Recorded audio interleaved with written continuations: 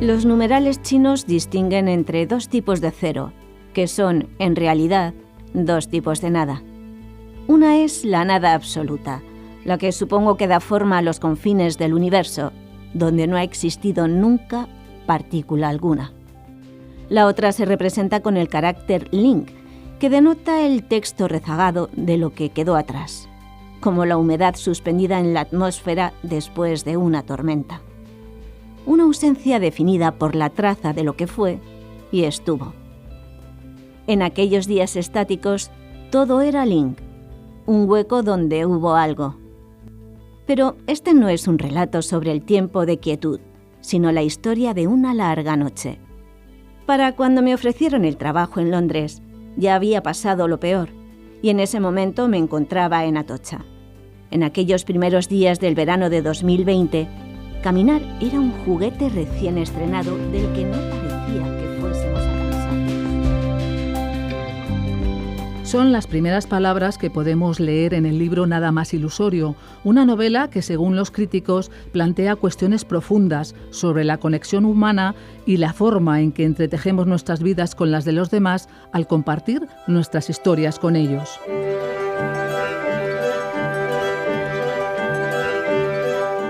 Tenemos la suerte de que la profesora de Filología de la UNED, Carmen López López, en su espacio El poder de la ficción, haya invitado a su autora, Marta Pérez Carbonell, para conocer esta primera novela, elogiada por la crítica, en la que se reflexiona sobre las relaciones humanas, las traiciones, la pérdida y la culpa. Bienvenidos al Poder de la Ficción, este espacio radiofónico dedicado a los libros. Hoy tenemos el lujo de presentar una novela enigmática, absorbente. Su título, Nada más ilusorio, que ha publicado la editorial Lumen en 2024. Su autora, Marta Pérez Carbonell. Imaginen que viajan en un tren nocturno de Londres a Edimburgo y que allí se encuentran con otros desconocidos y que en el trayecto, para entretener el viaje, empiezan a hablar con esos desconocidos y a raíz de la conversación surgen historias y se desvelan episodios ocultos de esas vidas y que lo que les han contado en ese tren va mucho más allá, no termina en el trayecto, sino que viajará para siempre. Porque como escribió Ricardo Piglia en una cita que da título a la novela, no hay a la vez nada más real ni nada más ilusorio que el acto de leer. Y quien ha leído no sale indemne, y ya nunca es el mismo, sino que esas palabras que le han inoculado permanecen en él y moldean su vida para siempre. Para hablarnos de estas historias, tengo el lujo de presentarles a Marta Pérez Carbonell, autora de Nada más ilusorio. Buenas tardes, Marta, y bienvenida a este espacio. Hola, encantada, Carmen, y feliz de estar aquí contigo. Además de escritora, Marta Pérez Carbonell es profesora de literatura española contemporánea en Colgate University, Nueva York. Tiene un doctorado en estudios hispánicos en la Universidad de Londres, con una tesis que versó sobre el mundo ficcional en las novelas de Javier Marías. Además, ha publicado numerosos artículos sobre la obra de diferentes autores españoles contemporáneos y ha colaborado en medios como The Objective, Letras Libres o Quimera. Nada más ilusorio es su primera novela. En esta novela, su novela debut, un fenómeno literario vendido en 8 países antes de su publicación, Marta nos sumerge en un viaje en un tren nocturno de Londres a Edimburgo, en el que 3 desconocidos irán revelándose historias y avivando la curiosidad por la vida de los otros. Pero decir esto es decir muy poco, o no decir casi nada, o reducir toda la historia y el poder metafórico del lenguaje a casi nada, porque esta es una novela sobre el poder de contar y sobre esos límites difusos entre la fantasía y la realidad, sobre las vidas encubiertas y las vidas reveladas, sobre contar y callar. Siempre en toda novela hay un latido inicial, algo que nos punza y que nos conmueve. Quería preguntarte, Marta, cuál fue la génesis del libro y me gustaría que hablaras a nuestros oyentes de cómo surgió Nada más ilusorio. Sí, claro que sí, Carmen. Encantada, la verdad, de estar aquí contigo y de compartir un poquito cómo surgió esta novela que ha sido tan especial para mí, porque además cuando escribes una primera novela nunca sabes que va a acabar siéndolo. Y ese primer latido para mí fue una imagen, ¿no? Creo que hay escritores que hablan del latido como una idea, como una frase o como una imagen. En mi caso realmente fue algo bastante visual. fue esa escena, que es casi el principio de la novela, en la que una mujer viaja sola en un tren nocturno y está en un compartimento. Es un tren un poco idealizado, un poco romantizado, un poco antiguo, porque antes eran así, ¿no? En los que íbamos sentados enfrente, ¿no?, de los otros pasajeros. Y ella en este tren se encuentra con dos desconocidos, son americanos, están claramente, son parte del mundo literario. Uno de ellos es un escritor, parece el antiguo profesor del otro, que es más joven, y ellos están hablando sobre una novela que ha escrito uno de ellos, ¿no? Yo en ese primer latido siempre vi claro que yo quería escribir esa novela, la que había escrito ese profesor, digamos, ¿no? Además de la mía, por decirlo entre comillas, ¿no? Además de la historia real de lo que estaba ocurriendo en el tren. Y aunque es una novela en la que vamos a decir que hay trama y hay intriga y demás, creo que para mí la parte principal es ese relato, es el poder del relato. Por una parte del relato que está escuchando ella, ¿no?, que está escuchando esa noche sobre esa novela, pero además el poder que esto tiene también en los lectores, que también están escuchando una historia, ¿no?, la historia que está contando ella, porque esta protagonista es también nuestra narradora.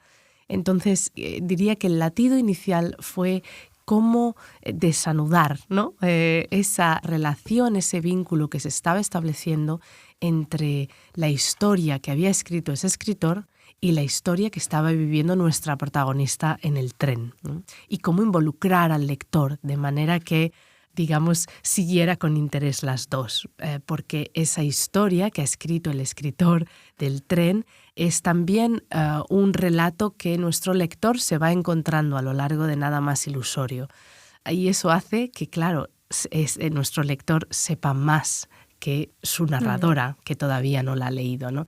Ese juego quizás fue la génesis de esta novela. Sí, claro, hay dos historias, ¿no? Realmente, la historia de Nada más ilusorio, la que nos cuenta en un primer nivel, pero también esa novela que está dentro y es la que nos lleva a ese poder de la ficción o ese poder de contar las historias.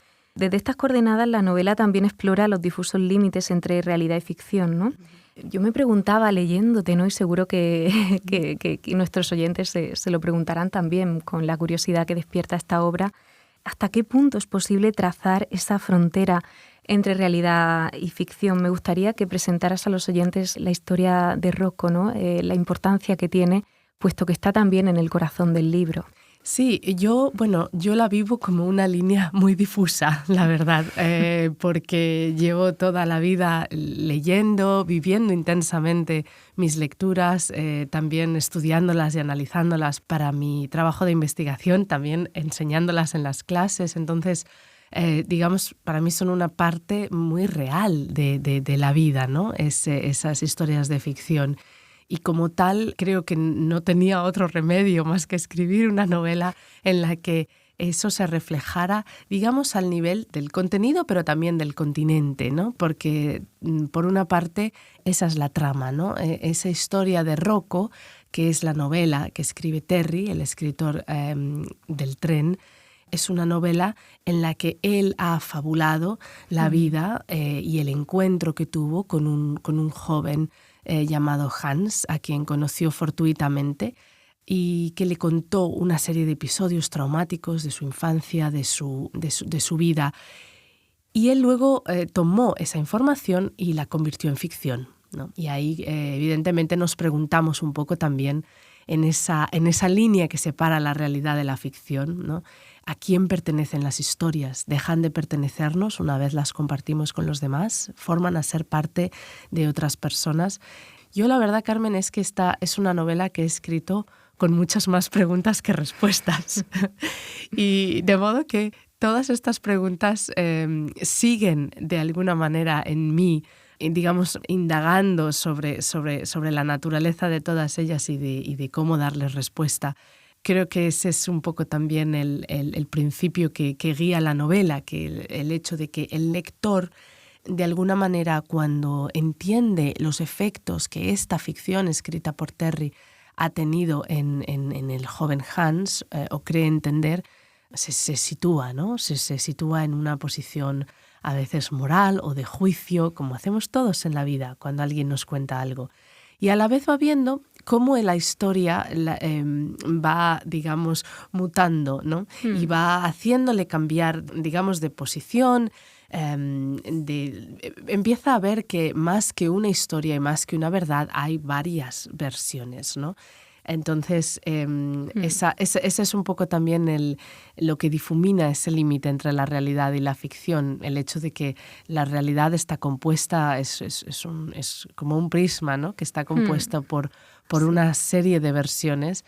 Y como decía nuestro querido Javier Marías, ¿no? Tú cuando te sitúas de frente a una escultura solo ves una cara, solo ves un lado. Para ver otro lado has de moverte y entonces dejas de ver lo que estás viendo y empiezas a ver otro, ¿no? Y así es un poco la vida, ¿no? Nuestro punto de vista depende absolutamente del momento y del lugar en el que estamos, y eso va cambiando. Sí, a propósito, ¿no? de esa multiplicidad de verdades que esconde la vida o que revela la vida y que también están en la novela. Yo tenía subrayada una cita que me parece preciosa. Tengo subrayadas muchas, pero sí que quería pues también compartir con los oyentes esta frase, ¿no? A raíz de la imagen del cubo de Rubik que está en la novela. Sí. Se escribe en Nada más ilusorio: todas las versiones de una historia conviven como los colores de un cubo de Rubik. Cada versión, como cada color, puede existir por sí sola, pero el resto están ahí, fuera de nuestro campo de visión, y cuesta que encajen todas, ¿no? Es difícil, ¿no? que encaje todo, pero a pesar de los puntos oscuros y de todas estas versiones y toda esta zona de sombra, como le gustaba decir al escritor Javier Marías, esta zona de sombra que bordea nuestra propia existencia, Nada más ilusorio es una novela de una profunda humanidad, también sobre el sentido y la necesidad de los otros. ¿Por qué nuestras vidas están siempre entrelazadas a los otros, incluso si estos son desconocidos, ¿no? La paradoja, ¿no? Entre estas historias. Exacto, sí. A mí ese es un tema que me fascina como parte de la vida humana, ¿no? La conexión, la desconexión que existe en cualquier acto de comunicación, y aún así la necesidad que tenemos de los otros, ¿no? La necesidad que tenemos de contar y de compartir y de escuchar historias, ¿no? Y cómo ese compartir y ese escuchar lo que nos llega va cambiando, ¿no? Ese rumbo que creemos llevar, porque es un rumbo también ilusorio el que creemos llevar, ¿no? Pero sí creemos que algo ha descarrilado ese rumbo. Eso es lo que le ocurre un poco a nuestra protagonista, ¿no? Que las personas que acaban descarrilando o alterando el rumbo que ella pensaba llevar no son, digamos, esas personas claves y más importantes en nuestra vida, qué sé yo, nuestro marido, nuestra mujer, nuestros padres, nuestros hijos. No, son dos desconocidos con los que se encuentra, ¿no? Y ahí a mí me interesa ese tema porque tiene mucho que ver con el azar también, ¿no? Tiene mucho que ver con lo inesperado de la vida y de los encuentros, ¿no? Y con cómo esos momentos que hubieran sido imposibles de predecir acaban alterando el rumbo que llevábamos, literalmente, ¿no? Porque esta historia de viajes termina también con un viaje, ¿no? Un viaje de la protagonista, porque esa historia que ha escuchado ya ha pasado a formar parte de ella, ¿no? Se ha involucrado tanto que tiene que continuarla, pero no quiero destripar cómo. No vamos a revelar a nuestros oyentes estos hilos de la novela, ni mucho menos el final. Pero bueno, es una historia que también atrapa, ¿no? Hacia el final hay como un vértigo también de la lectura, de conocer qué pasa, qué está sucediendo, cómo van evolucionando esas vidas a raíz de este arte de contar historias. Y como se lee también en una cita, aunque todas las historias terminan, ninguna lo hace del todo. Se van hilvanando unas con otras, como lo hicieron estas, esperando formar un tejido juntas. Me preguntaba si al final todo tiene sentido, ¿no? Si todas las historias forman algo, se entrelazan y se juntan, ¿no? ¿Cómo lo viviste tú como escritora? También esta manera de encajar todas las piezas de Nada más ilusorio. Bueno, a nivel técnico vamos a decir, tuvo su elemento de pesadilla, ¿no? Que el conseguir que todas ellas encajaran. Pero sí te diría que un aspecto curioso, ¿no? Para mí de escribir esta novela fue la sensación de que que nada podía ser de otra manera, ¿no? Nada podía haber acabado siendo de otra manera diferente a la que ahora es en ese libro, ¿no? Eso, cuando vemos un libro terminado, a los lectores nos parece evidente porque ahí está, pero cuando lo estás escribiendo tienes muchas dudas durante bastante tiempo, porque evidentemente las cosas pueden llevar muy, muy distintos caminos, ¿no? Y aún así yo hubo un momento en que vi claro una serie de vamos a decir, de rumbo que iba a llevar las distintas vidas de los personajes, cómo se entrelazaban esas historias, porque yo siempre las viví entrelazadas, ¿no? Yo siempre viví un poco la presencia de todos esos personajes, su existencia, su mero existir en esa esfera de la ficción, como algo muy tangible, ¿no? A mí me parecía... ese primer latido del que hablábamos al principio, yo lo tuve hace 10 años, aunque no desarrollé la historia en ese momento. Ese primer latido lo tuve hace 10 años y sí que, escribí un poco ese principio y vi enseguida, claro, que la historia de ella era la historia de cómo se entretejían estas historias, ¿no? En parte porque yo tengo un poco la impresión de que cuando intentamos contar la historia de alguien, qué complicado es contar la historia de alguien sin empezar a contar las historias de todas las personas con las que esa persona en concreto empieza a interactuar, a relacionarse, a comunicarse, a enamorarse, a tener amistades, a desenamorarse, a todo lo contrario, ¿no? Me parece imposible contar una historia de una persona sin que se convierta en ese tejido de tela de araña con todas esas otras historias que se van uniendo a esa especie de entramado. Para que te conozcan también nuestros oyentes, me gustaría que hablaras de esta doble vertiente académica y creativa que te caracteriza, ¿no? Porque, eres profesora de literatura española contemporánea, escritora, es decir, tienes un mundo que te singulariza, ¿no? También singulariza tu personalidad como autora, como novelista, ¿no? Como académica, en definitiva. ¿Cómo compaginas estas dos vertientes? ¿Lo académico nutre lo creativo o son facetas diferenciadas en tu vida? Bueno, yo pienso que cada persona que acaba escribiendo de manera creativa, ¿no? Prosa, poesía, llega a ello de una manera diferente, ¿no? Hay personas que con 18 o 20 años, ¿no? se lanzan a escribir un cuento, lo envían a concursos y empiezan muy pronto, ¿no? Yo no soy esa persona, yo nunca he sido tan lanzada, esa es la verdad, ¿no? He sentido que tenía que estudiar mucho, que aprender mucho, que leer mucho y creo que por eso acabé, ¿no? en el mundo académico, en el mundo del estudio de la literatura.